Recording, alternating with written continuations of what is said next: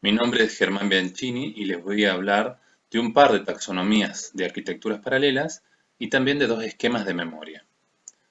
Comenzaremos con la taxonomía de Flynn, la cual fue planteada en el año 1966 y se basa en el análisis, por un lado, del flujo de instrucciones, la multiplicidad del mismo, y por el otro lado, del conjunto de datos, la cantidad de datos presentes. La primera clase dentro de esta clasificación se llama SI-SD por única instrucción, único dato. Y esta es la clasificación más común que todos deberíamos conocer, ya que es la que representa también a los uniprocesadores o monoprocesadores, es decir, la ejecución secuencial, donde tenemos un único programa, un conjunto de instrucciones, que va trabajando paso a paso sobre el conjunto de datos, es decir, procesando de a un dato a la vez.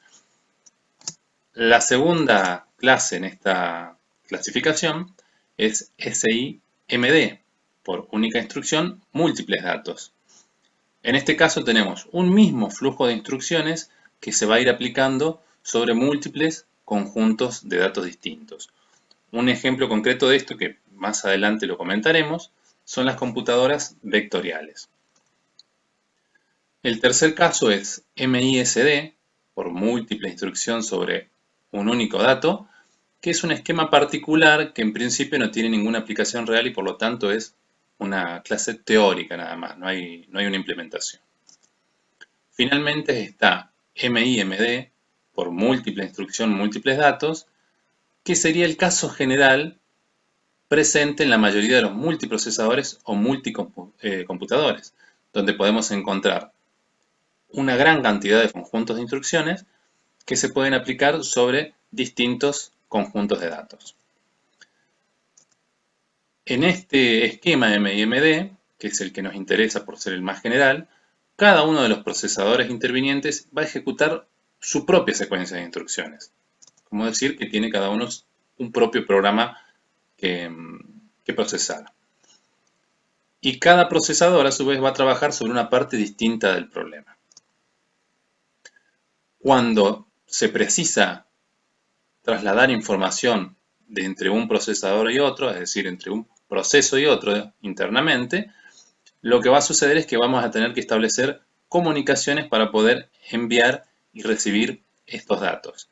Y al tener que tener estas comunicaciones, posiblemente tengamos tiempos ociosos o esperas para poder acceder a esta información. Los sistemas MIMD a su vez pueden ser de bajo acoplamiento o alto acoplamiento. En el caso de bajo acoplamiento, cada uno de los procesadores va a disponer de un conjunto de dispositivos de entrada-salida y también va a tener su propia memoria local, donde va deseablemente a acceder la mayor cantidad de veces porque va a ser la memoria más rápida que va a tener.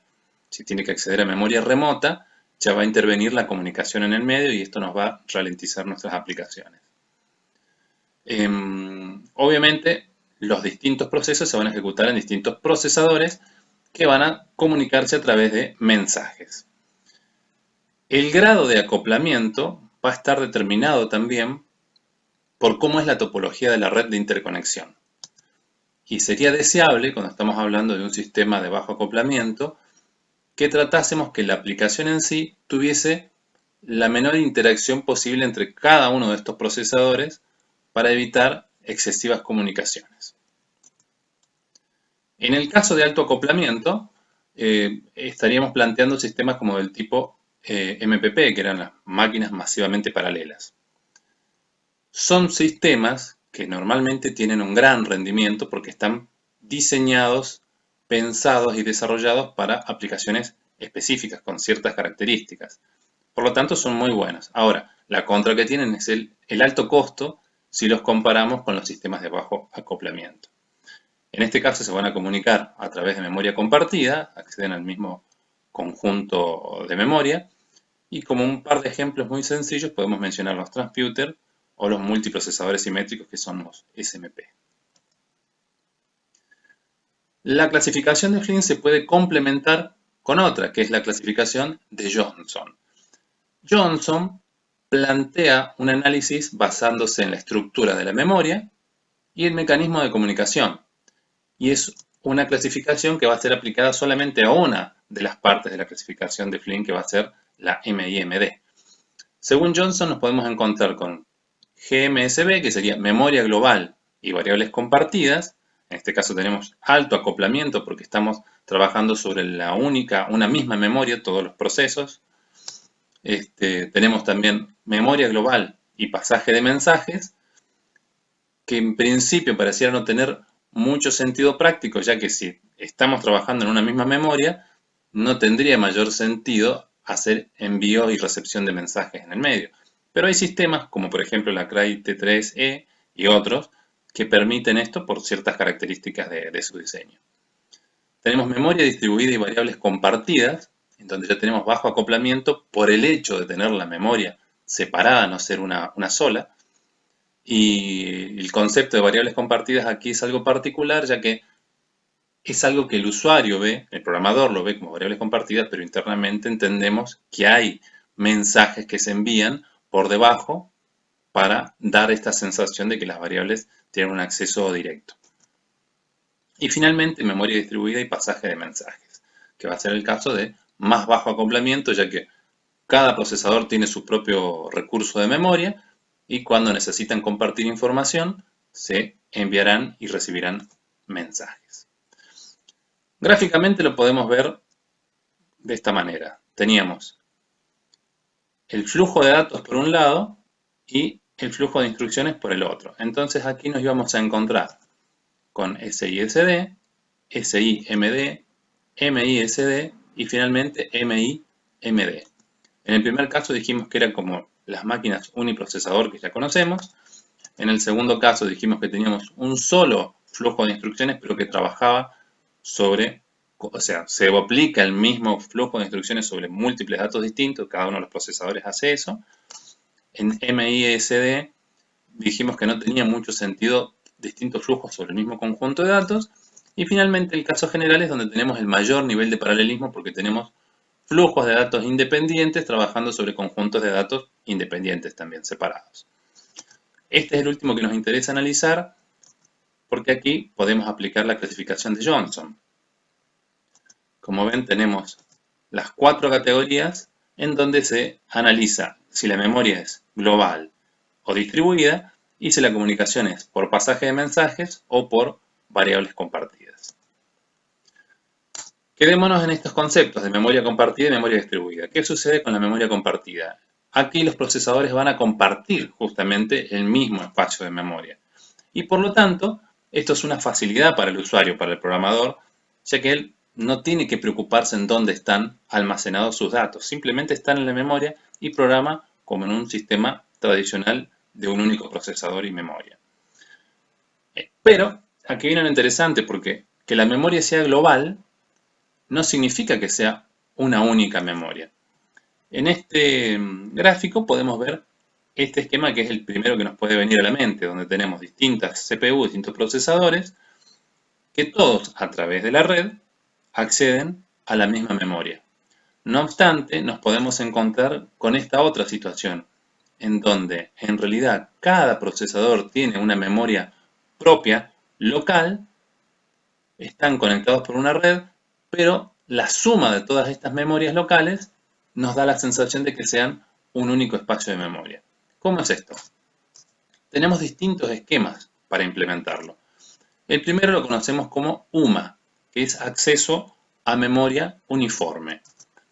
¿Qué significa que sea uniforme? Que todos los procesadores, cuando acceden a datos en la memoria, van a tardar lo mismo. El tiempo de acceso es el mismo. Es decir, que es el primer diagrama que vimos recién, que la memoria en realidad es una sola y por lo tanto el tiempo de acceso para todos es el mismo.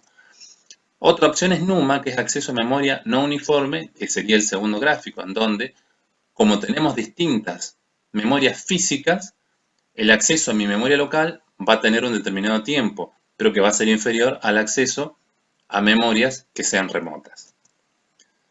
Está la opción de coma, que es arquitectura de memoria de solo caché, que es otra forma de interpretar ese espacio de memoria como si fuese memoria caché solamente, ¿no? O sea que tenemos un espacio de direcciones virtual global, que lo conforman todas las memorias en particular, y cada memoria local va a ser como una memoria caché. La última opción, el último esquema, es el esquema NUMA, que es el mismo NUMA que vimos recién, es decir, acceso a memoria no uniforme, pero en este caso con coherencia de caché.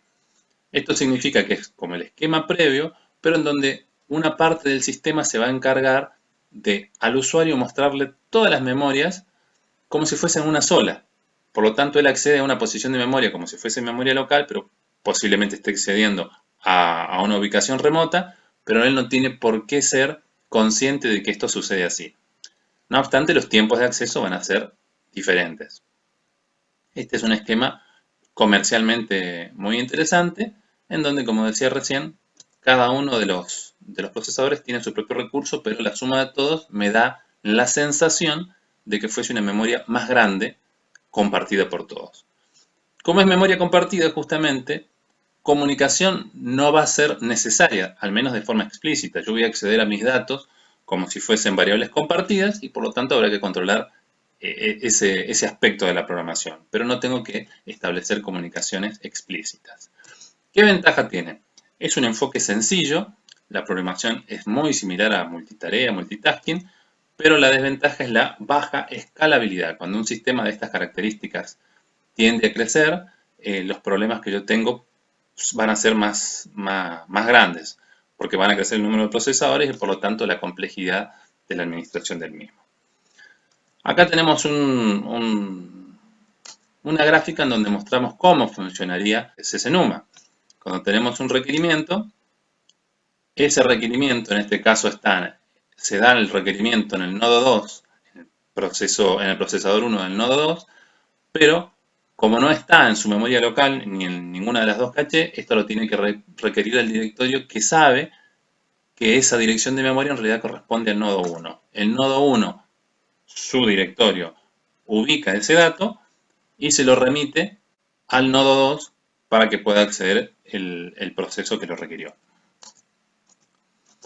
Para el caso de la memoria distribuida, bueno, es un esquema diferente que ha crecido mucho y es muy útil en el HPC.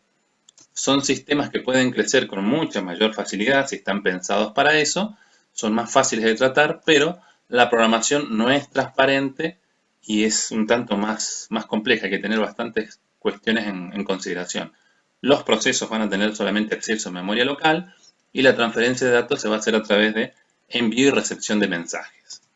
Ventaja, se adapta a distintas arquitecturas, tanto cluster como workstation, como MPP, no hay ningún problema con eso.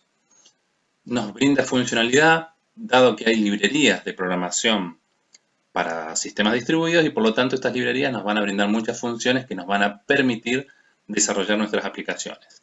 Tienen un buen rendimiento si están bien diseñadas y la escalabilidad también si está bien planificada se va a lograr a partir del momento en que empiece a aumentar el número de recursos que tengamos asignados a nuestra arquitectura. La desventaja, como ya venía anunciando, es que hay que programar con mayor cuidado porque toda la comunicación, toda la sincronización la tiene que plantear el programador. Finalmente, recordando esto que son los últimos puntos más importantes, si nuestra aplicación funciona bien, puede ser que esté bien pensada, bien desarrollada o simplemente que esté funcionando bien para el esquema con el cual lo hemos diseñado. Pero hay que pensar que un buen diseño tiene que tener prevista posibles situaciones futuras y posible crecimiento del sistema a mayor demanda o en la búsqueda de menor tiempo de ejecución. Por lo tanto, tenemos que tener estas consideraciones presentes para que nuestro sistema de memoria distribuida funcione de la mejor manera posible. Bien, en otros videos presentaremos algunos temas también vinculados con las arquitecturas. Muchas gracias.